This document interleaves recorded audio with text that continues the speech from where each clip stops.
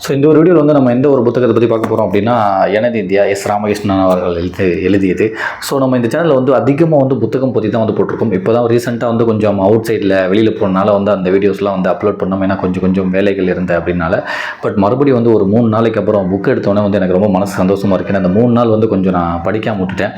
ஏன்னா கொஞ்சம் ஃபங்க்ஷன் அது இருந்ததுனால வந்து ரெகுலராக வந்து புக் வீடியோ தான் போடுவோம். பட் என்னைக்காச்சும் ஒரு நாள் அவுட் சைடு போனால் அதை நம்ம போடுறது. அதில் தான் திடீர்னு வந்து அந்த மொஹிதீன் ஆண்டவர் தர்கா, அதை எங்கே நான் பிறந்த ஒரு முக்கனாமலைப்பட்டி அந்த அண்ணாவாசல் புதுக்கோட்டை போகிற வழியில் அந்த ஊரில் உள்ள ஒரு மொஹிதீன் ஆண்டவர் தர்காவை பற்றி ஒரு வீடியோ போட்டனால வந்து அது கிட்டத்தட்ட வந்து ஒரு 15,000 பேருக்கு மேலே பார்த்துருந்தாங்க. 5,000 வாட்ச் ஹவர்ஸே வந்து எனக்கு அதுலேருந்து வந்துச்சு. சரி பரவாயில்ல, இனிமேல் எங்கேயாச்சும் வெளியில் போனால் நம்ம அதை பற்றி போடலாம். பட் முக்கியமாக வந்து நம்ம புத்தகம் வாசிப்பு, இலக்கியம், சிறுகதைகள் அதிலே வந்து முக்கியமாக கான்சன்ட்ரேட் பண்ணலாம் அப்படின்னு நான் வந்து நினச்சிக்கிட்டே இருந்தேன். ஸோ 3 நாள் ஆயிடுச்சு மறுபடியும் புத்தகத்தை எடுக்கிறதுக்கு. எனக்கு இதை எடுத்து மறுபடியும் படிச்சோன்னா தான் வந்து ரொம்ப சந்தோஷமாக இருக்குது எனக்கு. ஸோ இப்போ நம்ம பார்க்க போகிறது வந்து அபினி சந்தை அப்படின்ற ஒரு டாபிக் தான். இதுக்கு முன்னாடியே வந்து அந்த அபினி சந்தை அப்படின்றத வந்து நம்ம ஒரு வீடியோ போட்டிருப்போம். அந்த அபினி சந்தைன்றது வந்து அந்த செடியை வந்து எப்படி வந்து அதை ரெடி பண்ணாங்க, ஸோ அந்த செடியிலேருந்து எப்படி வந்து இவங்க வந்து போதைப் பொருளை வந்து கடத்தினாங்க, எப்படி வந்து கிழக்கிந்திய கம்பெனி, அதாவது வந்து பிரிட்டிஷ் பீரியட் அந்த டயத்தில் வந்து அந்த அபினி அப்படின்ற ஒரு செடியில் வர்ற ஒரு காய் இருக்கும். அது வந்து காய் முத்துறதுக்கு முன்னாடி அந்த காயிலிருந்து வர பாலை எடுத்து அந்த அபினி அப்படின்ற ஒரு போதை மருந்து தயாரிக்கிறாங்களாம். அந்த பால்லே வந்து போதைப் பொருள் இருக்குது அப்படின்றாங்க. ஸோ அந்த ஒரு இதை வந்து இவங்க எப்படி பிரிட்டிஷ் பீரியட் வந்து வணிகம் பண்ணாங்க, அது சீனாக்கு வந்து இங்கேருந்து அதை எடுத்து வணிகம் பண்ணி எவ்வளோ கொள்ள லாபம் அடித்தாங்கன்னு சொல்லி அந்த அபினியை வரலாறு, அந்த வந்து அபினி அப்படின்ற வந்து பேர் வந்து எப்படி வந்துச்சு, அதெல்லாம் வந்து நம்ம முதல் வீடியோ பார்த்துருப்போம். இது வந்து அதோட தொடர்ச்சி மட்டும்தான். அதனால் ஒரு சின்ன விஷயமா சொல்லிட்டு அதுக்கப்புறம் நான் அடுத்த பார்ட் 2 வீடியோக்கு வந்து போயிடுறேன். இந்த அபினி அப்படின்றது வந்து அந்த பிரிட்டிஷ் பீரியட் அந்த கிழக்கிந்திய கம்பெனி என்ன சொல்லுவாங்கன்னா, பருத்தியையும் அபினி, அந்த பருத்தி விளைவிப்பாங்கள்ல, அந்த பருத்தி அபினி இது ரெண்டையுமே வந்து வெள்ளை தங்கம் அப்படின்னு சொல்லி சொல்லுவாங்களாம். ஏன்னா இது 2 நாளையுமே வந்து அவங்க ரொம்ப நிறைய லாபம் வந்து பார்த்துருக்காங்க. இங்கே விவசாயிகள் மூலியமாக வந்து பருத்தியை பயிரிட சொல்லி, அப்புறம் அந்த அபினி செடியை பயிரிட சொல்லி அதை வந்து ஏற்றுமதி பண்ணி வந்து நிறைய அமௌண்ட் வந்து சம்பாரிச்சிருக்காங்க. அதுதான் வந்து அந்த அபினி. அதில் ஒன்று தான் வந்து பருத்தியை தாண்டி அதுக்கு உள்ள அந்த அபினி அப்படின்னு. அந்த செடி வந்து இதுக்கு முன்னாடி வந்து எதுக்கு பயன்படுத்து அப்படின்றதையும் சொல்லியிருக்காங்க. அதாவது வந்து ஒரு நோய்க்கு வந்து மருந்தாக தான் வந்து அந்த செடியில் உள்ளது வந்து பயன்பட்டுக்கிட்டு இருந்துச்சான். பட் அதுக்கப்புறம் தான் வந்து அதை வந்து போதைப் பொருளை வந்து மாற்றுறாங்களாம். அதுக்கு முன்னாடி வந்து எதுக்கு பயன்பட்டுக்கிட்டு இருக்குன்றத கூட சொல்கிறாங்க. மருந்து செடியாக ஆரம்ப காலத்தில் அபினி பயன்படுத்தப்பட்டு இருக்கிறது. குறிப்பாக வேதனையில் தவிக்கும் நோயாளிகளுக்கு தூக்கம் வரவழைப்பதற்கும் ஆண்மையை அதிகரிக்கவும் வயிற்றுப்போக்கை நிறுத்தவும் மருந்தாக அபின் பயன்படுத்தப்படுதுன்னு சொல்லிட்டு, இந்த அபின் அப்படின்றது வந்து அந்த வயிற்றுப்போக்கு உள்ளவங்களுக்கு அந்த ஆண்மையை அதிகரிக்கிறதுக்கு, அதுக்கப்புறம் வந்து ரொம்ப உடம்பு வந்து ரொம்ப வேலை செஞ்சு டயர்டாக இருக்கவங்களுக்கு வந்து தூக்கம் வரதுக்காக இந்த மாதிரி வந்து மருந்து ரிலேட்டடாக தான் வந்து அந்த ஒரு அபினி அப்படின்றது வந்து பயன்படுத்திட்டு இருந்துச்சான். பட் அதை வந்து இவங்க வந்து அப்படியே வந்து ஒரு போதைப் பொருளை மாற்றி நிறைய லாபம் சம்பாதிக்க ஆரம்பிச்சிருக்காங்க. அந்த அபினியில் வந்து எப்படி எடுப்பாங்க அப்படின்னா வந்து அந்த விதைகளை முற்ற விடாமல் உறிஞ்சிகள் வழியாக பாலை எடுத்து உறைய வைத்து அபினி எடுக்கிறார்கள். சில நேரத்தில் கத்தியால் காயை கீறி அதிலிருந்து வடியும் பாலிலிருந்து அபினி எடுக்கப்படுகிறது. இந்த பாலில் 10% முதல் 14% வரை மார்பின் எனும் போதைப் பொருள் இருக்கிறது. அதுபோலவே 4% நார்கோட்டின் இருக்கிறது. காய் முற்றி விதையாகிவிட்டால் இந்த போதைத்தன்மை அகற்று போய்விடும் சொல்லிட்டு, அந்த காய் வந்து முத்துறதுக்கு முன்னாடியே வந்து அதில் வந்து அந்த கத்தியால் கிழிச்சு அதுலேருந்து வந்து பால் இருந்து எடுப்பாங்களா. அதில் வந்து போதைப் பொருள் 10% 14% வந்து மார்பின் அப்படின்ற ஒரு போதைப் பொருள் இருக்குன்றாங்க. அப்போ நார்கோட்டின் அப்படின்ற ஒரு போதைப் பொருளுமே இருக்குன்றாங்க. ஸோ இது வந்து முத வந்து மருத்துவ இதுக்காக வந்து பயன்பட ஆரம்பிச்சிருக்கு. அதுக்கப்புறம் அப்படியே வந்து அந்த வணிகம் வந்து ரொம்ப பெருசாக அது போதைப் பொருளை மாறினவங்க வந்து அந்த டச்சுக்காரர்கள், போர்ச்சுகீசிகள் சொல்லி நிறைய பேர் போட்டி போட்டு அதை வந்து நிறைய வியாபாரம் பண்ண ஆரம்பிச்சிருக்காங்க. அக்பர் காலத்திலே வந்து இது ரொம்ப பெரிய வியாபாரமாக இருந்திருக்கு. அதுக்கப்புறம் தான் வந்து வங்காள பிரதமர் வந்து என்ன பண்ணாருன்னா, இதை ஆளுக்கு வந்து ஏற்றுமதி பண்ணி எல்லாம் பெரிய லாபம் சம்பாதிக்கிறாங்க, இதை வந்து நம்ம கண்ட்ரோலில் கொண்டு வரணும்னு சொல்லிட்டு அந்த வங்காளத்தை வந்து அப்போ வந்து இருந்தவர் என்ன பண்ணியிருக்காருன்னா வந்து பிரிட்டிஷ் பீரியட் கண்ட்ரோல் வந்து இந்த அபினியை வந்து கொண்டு வராரு. ஸோ பிரிட்டிஷ் பீரியட் கிழக்கிந்திய கம்பெனி மட்டும் தான் இதை வந்து விற்கணும் அப்படின்னு சொல்லிட்டு அந்த ஒரு கிழக்கிந்திய கம்பெனி கண்ட்ரோலில் கொண்டு வந்தோடனே அவங்க இதை பார்த்து வந்து பெரிய அளவு லாபம் சம்பாதிக்க பார்த்தோன்னே இதை வந்து முழுக்க வந்து இதுவே நம்ம பண்ணலாம் அப்படின்ற ஒரு லெவலுக்கு வந்து வந்திருக்காங்க. 1773 வங்காள ஆளுநராக பொறுப்பேற்ற வாரன் ஹேஸ்டிங் அபினி வர்க்கத்தை கிழக்கிந்திய கம்பெனியின் கட்டுப்பாட்டுக்குள் கொண்டு வர திட்டமிட்டார். அதற்காக பாட்னாவில் இருந்த அபினி கூட்டமைப்பை உடைத்து அபினி வணிகத்தை ஏகபோகமாக்கினார். இவரது முயற்சியின் தொடர்ச்சியாக சீனாவுக்கு அபினி பெருமளவு கடத்தப்பட்டது அப்படின்னு சொல்லிட்டு, ஸோ இவரால் தான் வந்து இந்த சீனாவுக்கு வந்து ரொம்ப கடத்திக்கிட்டு இருக்காங்க அந்த அபினி அப்படின்ற ஒரு போதைப் பொருளை. ஏன்னா 2-3 நாடுகளில் வந்து தடையை போட்டாங்களா. இன்னொன்று என்ன சொல்கிறாங்கன்னா, இந்த பிரிட்டிஷ் பீரியட் அவங்க தான் வந்து இந்த பெரிய வணிகமாக பண்ணாங்க. அவங்களோட நாட்டு அந்த இங்கிலாந்துலேயே வந்து இதை வந்து போதைப் பொருளை தடை பண்ணியிருக்காங்களாம். அதாவது அவங்க நாட்டை தடை பண்ணிவிட்டு இந்தியாவிலேருந்து தயாரித்து சீனாவுக்கு அனுப்பிச்சு அங்கே வந்து நிறைய லாபம் சம்பாதிக்க ஆரம்பிச்சிருக்காங்க.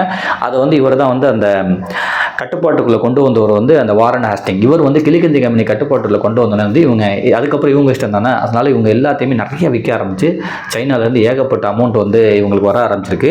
அதில் என்ன சொல்கிறாங்கன்னா வந்து உலகுக்கு வந்து தேயிலை அறிமுகப்படுத்தவங்க வந்து சீனாக்காரங்க தான். ஸோ அவங்கள்ட்ட இருந்து இவங்க வந்து தேயிலை வாங்குவாங்களாம். யாரே நம்ம பிரிட்டிஷ்காரங்க தேயிலை வாங்கி இந்தியாலாம் வந்து விற்றுக்கிட்டு இருப்பாங்களாம். பட் ஆனால் இவங்க அதுக்கு பதிலாக என்ன ஒரு பொருள் கொடுப்பாங்கன்னா வந்து அந்த கண்ணாடி, அப்புறம் வந்து மரத்தால் செய்கிற பொருள் அப்படின்னு சொல்லிட்டு 2-3 பொருள் வந்து இவங்க கொடுப்பாங்களாம். அதுக்கு பதிலாக வந்து தேயிலை வந்து அவங்கள்ட்ட இருந்து வாங்கிப்பாங்களாம். பட் ஒரு டயத்துக்கு மேலே இவங்க அந்த கிழக்கிந்திய கம்பெனி வந்து அவங்க என்னென்ன பொருள் கொடுக்குறாங்கன்னா கை கடிகாரம், வெள்ளி பொருட்கள், கண்ணாடிகள் இதெல்லாம் வந்து கொடுத்துட்டு தேயிலை வாங்கிட்டு இருந்தாங்களாம். இதனால வந்து இவங்க வாங்குற தேயிலைக்கு வந்து இவங்க கொடுக்குற பொருள்லாம் வந்து பத்த மாட்டேன்ட்டு தான், அதுக்கான அமௌண்ட் வந்து ரொம்ப ரொம்ப கம்மியாக தான் இருக்குன்னு சொல்லிட்டு என்ன பண்ணாங்களாம், என்னதான் நம்ம அவங்கள்ட்ட இருந்து தேயிலை வாங்கி விற்றாலும் இங்கே இந்தியாவில் நம்ம கொடுக்குற சில பொருட்கள்லாம் வந்து அந்த தேயிலைக்கு வந்து சரிசமமாக இருக்க மாட்டேது அப்படின்னு சொல்லி அப்போ தான் வந்து தேயிலை வந்து கடன் வாங்குற ஆரம்பிச்சிட்டாங்களா கிழக்கிந்திய கம்பெனி. சீனாவிலேருந்து தேயிலையை வந்து கடன் வாங்குற அளவுக்கு வந்துட்டாங்களாம். அப்போ தான் ஒரு முடிவு எடுக்கிறாங்களா, இதுக்கு மேலே வந்து நம்ம கடனாளியாக இருக்க முடியாது, ஸோ அந்த அபினியை வந்து நம்ம கடத்த ஆரம்பிப்போம், அதுலேருந்து லாபம் சம்பாதிக்க ஆரம்பிப்போம்னு சொல்லி அப்போ தான் வந்து ஒரு முடிவு பண்ணியிருக்காங்க. அதையுமே இங்கே சொல்கிறாங்க. சீனாவிலிருந்து தேயிலையை வாங்கி ஐரோப்பாவில் விற்க தொடங்கியது கிழக்கிந்திய கம்பெனி. அதுபோலவே பட்டுக்கும் சீன களிமண்ணால் செய்த பாத்திரங்களுக்கும் ஐரோப்பாவில் பெரிய கிராக்கி இருந்தது. இந்த மூன்றையும் வாங்கி விற்பதில் கிழக்கிந்திய கம்பெனிக்கு லாபம் கூட்டியது. ஆனாலும் தேயிலைக்கு மாற்றாக பிரிட்டிஷ் கொடுத்த கைகடிகாரம், வெள்ளி பொருட்கள், கண்ணாடிகள் ஆகியவை கொள்முதலுக்கு போதுமானதாக இல்லை. ஆகவே சீனாவிடமிருந்து கடனாளியாக தேயிலையை பெற்றுக்கொள்ள நேர்ந்தது. ஸோ இதை ஈடு செய்யும் விதமாக தான் வந்து அந்த போதைப் பொருளான அபினியை வந்து சட்டவிரோதமாக வந்து விற்க ஆரம்பிச்சிருக்காங்க. அதுலேருந்து நிறையாவே லாபம் கிடைச்சிருக்கு. துருக்கி மற்றும் அரேபிய வணிகர்களின் மூலம் 6 அல்லது 7ஆம் நூற்றாண்டில் தான் சீனாவுக்கு அபினி அறிமுகமானது. அது வலி நிவாரணியாக ஆரம்ப காலத்தில் பயன்படுத்தப்பட்டிருக்கிறது. ஆனால் 17ஆம் நூற்றாண்டில் புகைப்பிடிக்கும் பழக்கம் சீனர்களிடம் மேலோங்க தொடங்கவே போதைக்காக அபினியை புகைக்கும் பழக்கம் தலை தூக்க ஆரம்பித்தது. போதை தரும் அபினியை உட்கொண்ட காரணத்தால் சீனாவில் போதை அடிமைகள் அதிகரித்தனன்னு சொல்லிட்டு இங்கேருந்து இவங்க வந்து அந்த போதைப் பொருள் அந்த அபினியை வந்து கடத்தி அங்கே விற்க ஆரம்பிச்சோன்னே வந்து அங்கேயும் வந்து ஏகப்பட்ட பேர் வந்து போதைக்கு அடிமையாக ஆரம்பிச்சிருக்காங்க. நிறைய குற்ற செயல்களில் வந்து ஈடுபட்டிருக்காங்க. நிறைய பேர் வந்து கைதும் பண்ணியிருக்காங்க.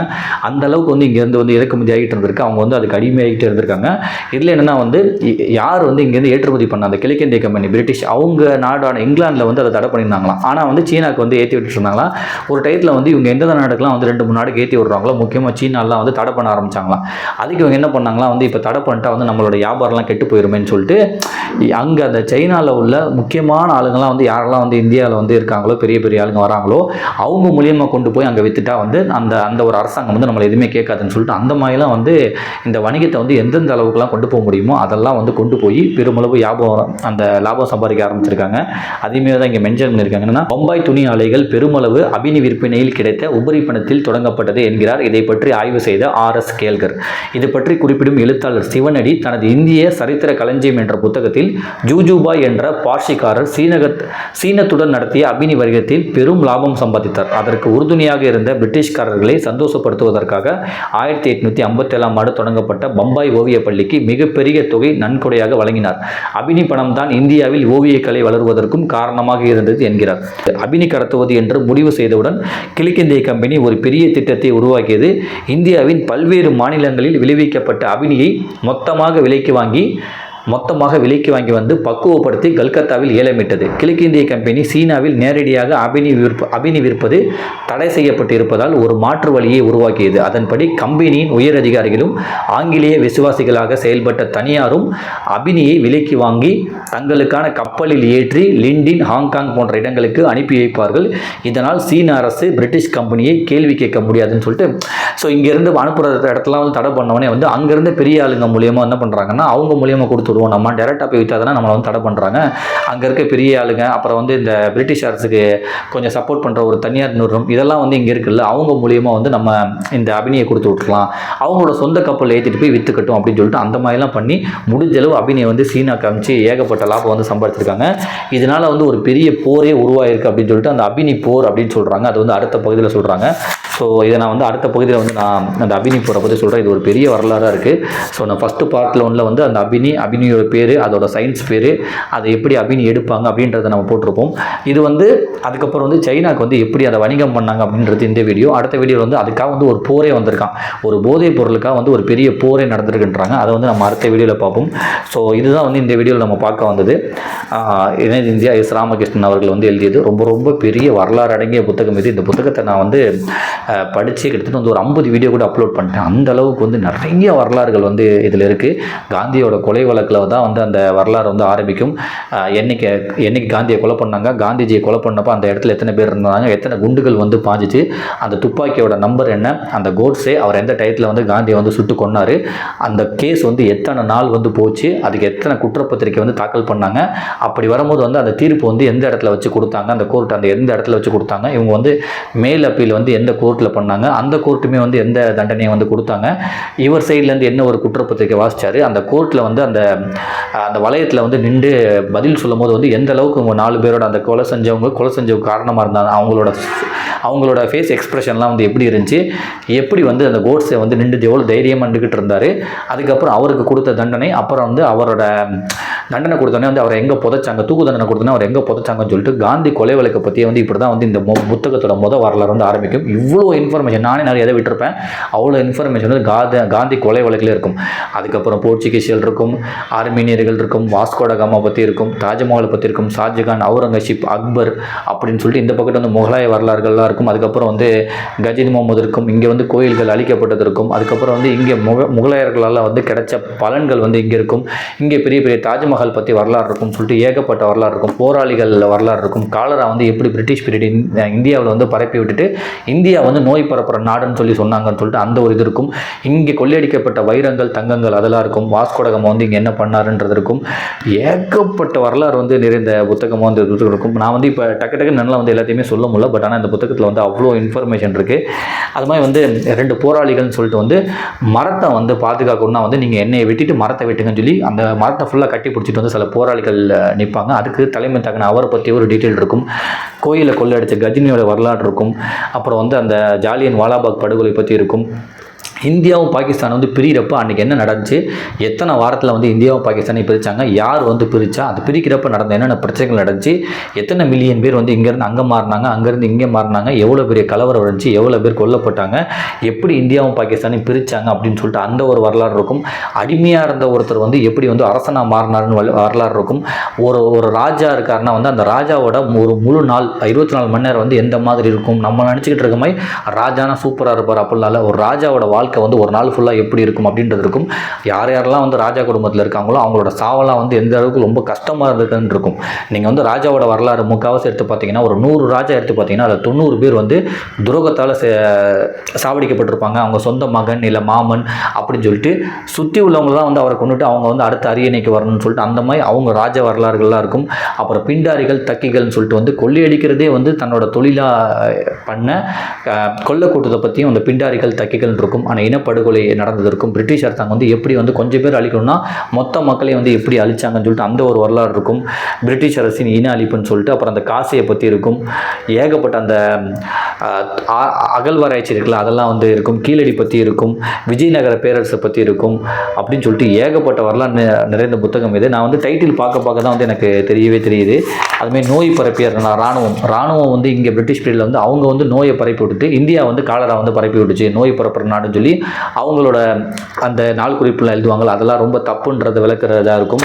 அப்புறம் வந்து இது வெளிநாட்டிலேருந்து இங்கே வந்திருக்காங்களே யாத்ரீகர்கள் அப்படின்னு சொல்லுவாங்க. அதாவது இங்கே இருந்துட்டு இந்தியாவை பற்றி எழுதுறதுக்கும் வெளியிலேருந்து வந்து அப்போ யுவான் சுவாங்னு ஒருத்தர் இருப்பார், அவர்லாம் வந்து யாத்ரீகர்கள்னு சொல்லுவாங்க. அதாவது வந்து அவரோட சைனாவிலேருந்து 2 வருஷம் பயணம் பண்ணி இங்கே வந்து இந்தியாவை பற்றி நிறைய எழுதி பௌத்த குறியீடுலாம் வந்து எடுத்துகிட்டு போயிருக்காரு 2 வருஷம். அதாவது நான் சொல்கிறது 629ஆம் ஆண்டு, இப்போ வந்து 2025 இருக்கலாம், ஒரு 2000 வருஷத்துக்கு முன்னாடின்னு வச்சுக்கோங்களேன், ஒரு 1500 வருஷத்துக்கு முன்னாடி பெரிய ஒரு பயணம் பண்ணி வந்து 2 வருஷம் பயணம் பண்ணி வந்து இங்கே குதிரைகளையும் நடந்தும் ஏகப்பட்ட பிரச்சனைகளையும் ஏகப்பட்ட தடங்களையும் சந்தித்து இங்கே வந்து பௌத்த குறியீடுகள்லாம் எடுத்துகிட்டு போயிருக்காரு, தமிழ்நாட்டுக்குலாம் வந்திருக்காரு சொல்லி அந்த யாத்திரியர்கள் பற்றி இருக்கும். அவங்க வந்து இந்தியாவை பற்றி எப்படி எழுதினாங்க அப்படின்றது இருக்கும். துக்ளக் பற்றி இருக்கும். கோகினூர் வைரம் எப்படி வந்து இங்கே கொள்ளையடிக்கப்பட்டு அங்கே போச்சுன்னு அதோட வரலாறு இருக்கும். ஸோ நிறைய விஷயம் வந்து இதில் இருக்கும். எனக்கு டைட்டில் பார்க்க அதோட வரலாறு வந்து எனக்குமே கொஞ்சம் கொஞ்சமாக எனக்கு ஞாபகம் வருது. ஸோ நீங்களுமே இந்த புத்தகம் வந்து வாங்கி படிங்க. அவ்வளோ இன்ஃபர்மேஷன் அடங்கிய புத்தகம் இது. இதை வந்து ஐஏஎஸ் பயிற்சி பள்ளியில் வந்து பாட புத்தகமாக வந்து வச்சுருக்காங்க. அந்த அளவுக்கு வந்து ரொம்ப ரொம்ப வரலாறு நிறைந்த புத்தகம் இது. நம்ம ஸ்கூலில் படித்த வரலாறுலாம் வந்து ரொம்ப ரொம்ப மறைக்கப்பட்டு திணிக்கப்பட்டிருக்கும். பட் இதில் வந்து முழுக்க வரலாறு வந்து இருக்குது. ஸோ நீங்கள் வாய்ப்பு இருந்தால் இந்த புத்தகம் வாங்கி படிங்க. ரொம்ப பெரிய வரலாறு நிறைந்த புத்தகம். நன்றி.